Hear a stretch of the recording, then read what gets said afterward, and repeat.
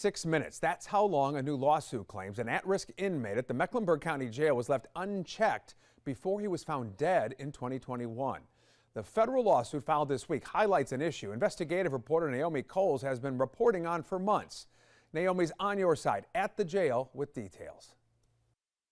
Deliberate indifference. Those are the words this lawsuit uses to describe jail staff's care of 20-year-old Karan Golightly in the months leading up to his death. The suit says Golightly struggled with several mental health disorders and had stopped taking his medication before his death by overdose on May 14, 2021. The lawsuit alleges staff never put him on high-risk watch, even after Golightly displayed numerous red flags as his mental health deteriorated. Ultimately, the lawsuit alleges staff didn't check him for 86 minutes before his death, in violation of a state standard to check on all inmates twice an hour.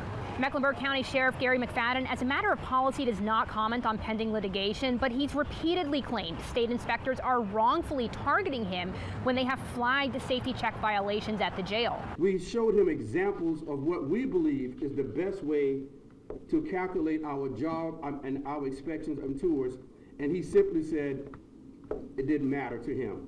He's going to go by the rules. McFadden complained about ongoing critical media coverage of this issue at this recent press conference while accusing state inspectors of lying. Every state inspection over the last couple of years has listed violations of this safety check standard.